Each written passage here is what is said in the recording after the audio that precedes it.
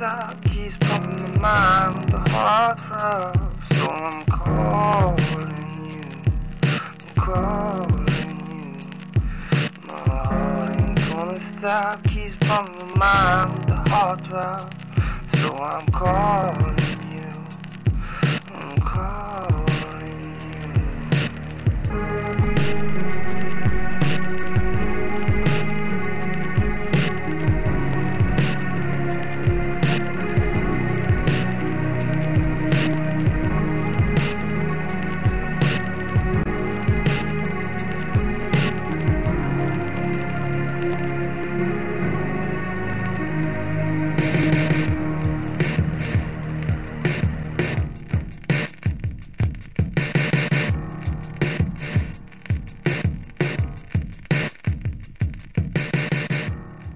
I'm here with Brad and Dan from NZ Paranormal, and you're the head of NZ Paranormal? Yeah, my name's Brad Scott. I'm the director and founder of NZ Paranormal. I've been an investigator for currently 18 years. Quite similar to some of the more famous international groups, we will enter a premises on invitation with a view to disproving claims of haunting and paranormal phenomena. Our general goal is actually to allay fear and show people how their environment, weather, air viscosity, mood, psychological and in some cases psychiatric predispositions can lead to experiencing phenomena. If any time during the investigation you feel uncomfortable or anything like that, I expect you to let myself or Dan know, then we will take you out of the investigation. It's just if you're uncomfortable, you don't want to do it, don't do it. If in doubt, walk out. That's what I say. As far as historical research that you guys do you do quite extensive research before you go to do an investigation? Absolutely. That's part of what our thesis is on the paranormal. If you do not know what you're walking into, don't walk into it. Exactly.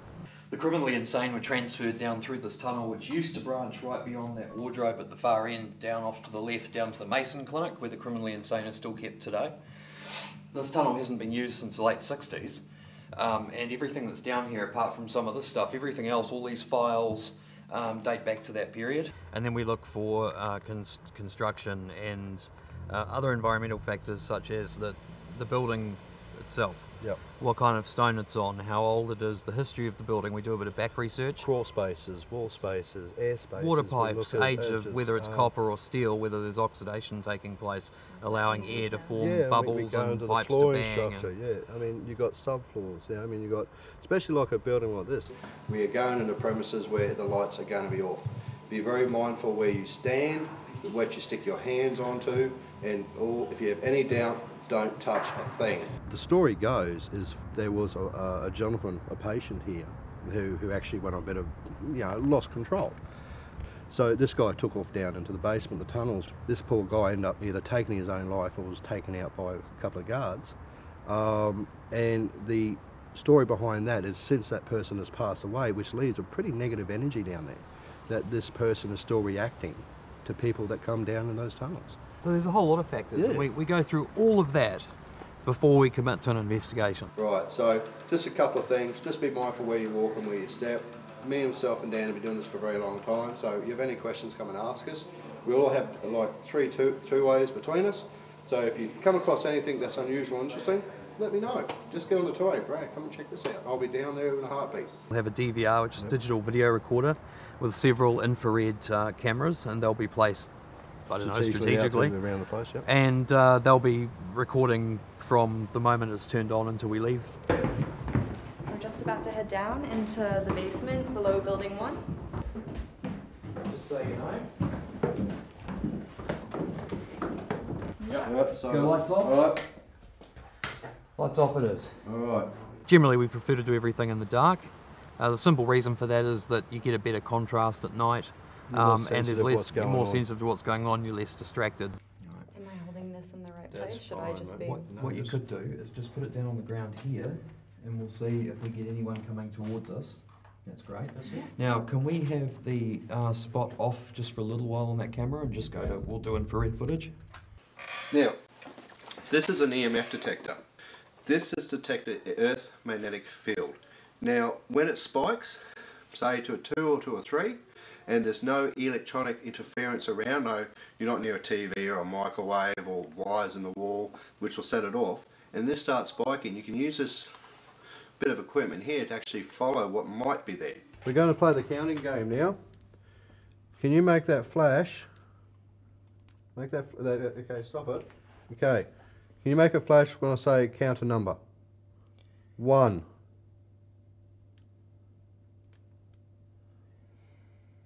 2.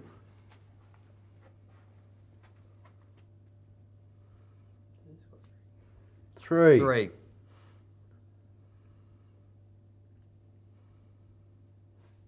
Oh, here we go. Here we are. Here we are. Thank you. You've recognised what you can do now.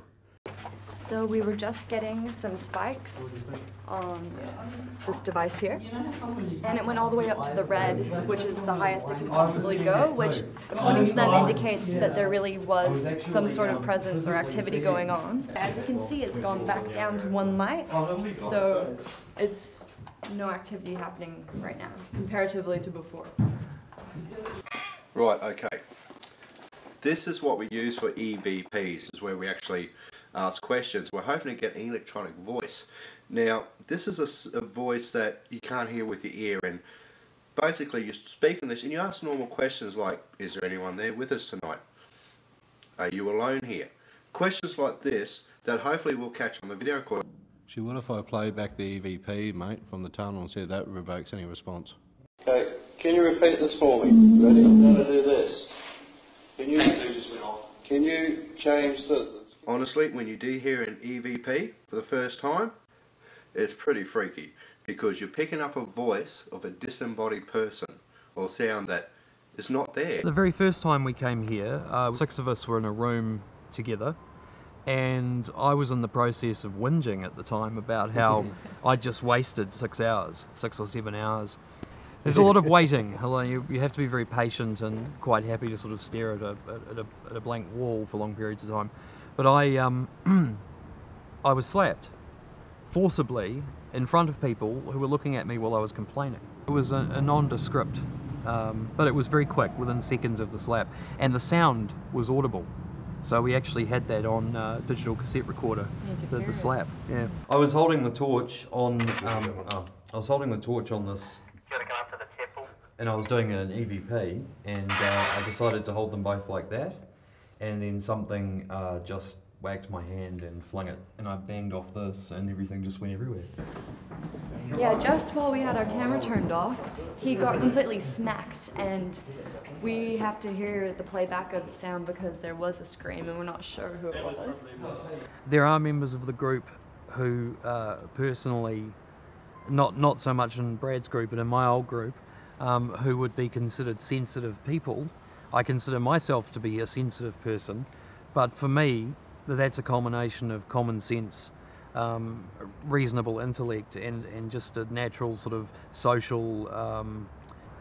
I'm watching people's body language, and I'm listening for mood, and things that I've learned to do. I wasn't always like that. So we'd really appreciate it if you would come out and have a chat with us. Let us know that you're here. We're not going to cause you any harm. We're not here to give you medication. We're not really here for any reason other than to have a talk to you. We don't want you to leave. But if you want us to leave, you're going to have to give us a sign.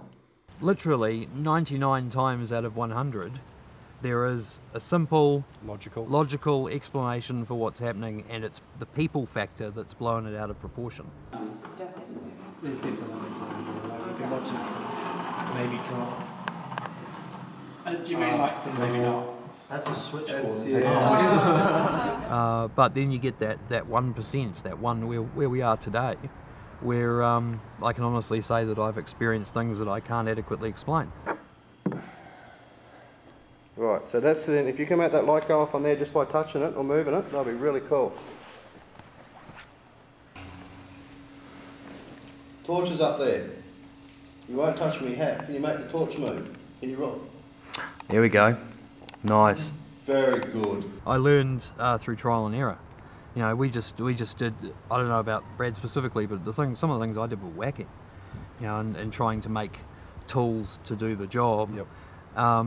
Constantly aware of the fact that we have no scientific validation process. There is no way to prove or adequately disprove anything that we do. I mean, your best bit of equipment for this is the human body. Doesn't matter how much technical equipment you have and all the rest of it, you're going to have a gut feeling. You ever walked into a house and just went, oh, I don't like it here? You ever done that? The house could be fine to everyone else, but to you it's different. Although it's fringe science, it's not fringe recollection. No. People all around the world every day are experiencing strange things. Look, everyone's had an experience at some stage in their life. Whether it being paranormal or not, they've had questions they didn't have answers for. And that's where NZPI come in to try and answer those questions.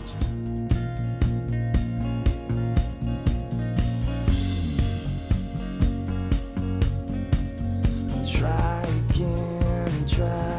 again, to rise against the tide and put out the light and walk the line and try to do it blinded.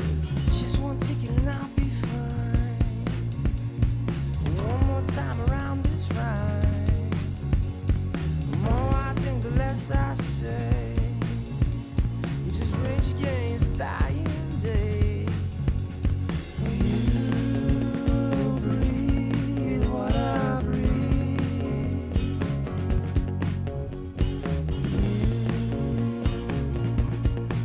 You got what I need.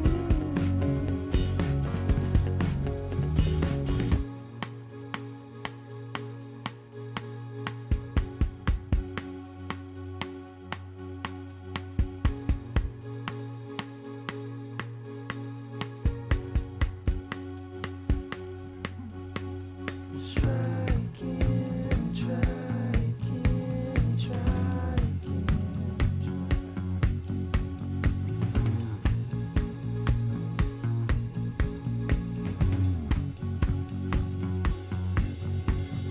Time again, time again.